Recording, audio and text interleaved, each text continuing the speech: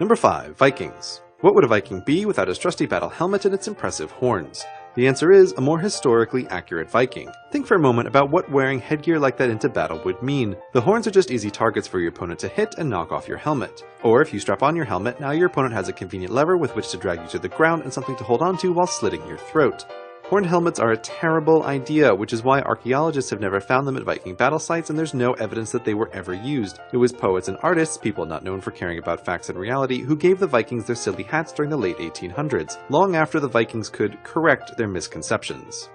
Number 4. Lady Godiva. The story of this 11th century English noblewoman is that her mean husband the Earl raised taxes on the townspeople of Coventry which Lady Godiva, and not surprisingly the locals, thought were too high. She badgered her husband and he conceded in exasperation to lower the taxes if she rode through the town naked, assuming that she never would, but she did. Because people don't like taxes, even though their house civilization is purchased, Lady Godiva's story lives on, notably in the Godiva logo and in popular songs. But while Lady Godiva was a real person and Coventry is a real town, there's no record of her nude ride from the time when it happened, so we can safely assume the story is false. Just as with the Vikings, again, poets and artists are to blame who made it the tale long after Lady Godiva's death.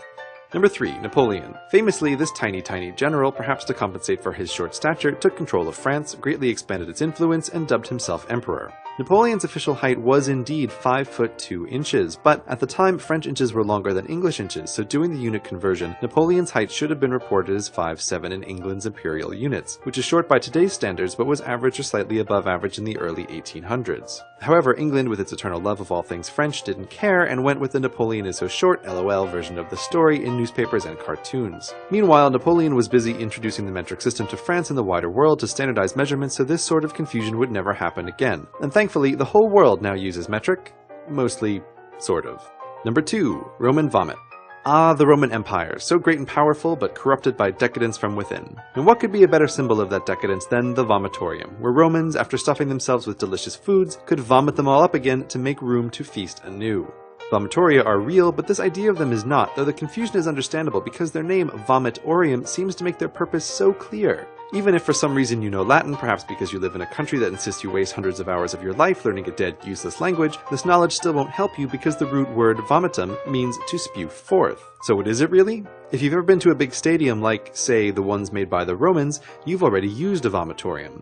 This is what the vomitoria are, the passageways that let lots of people enter or exit at once. The people are what spews forth in the vomitoria, not the contents of the people.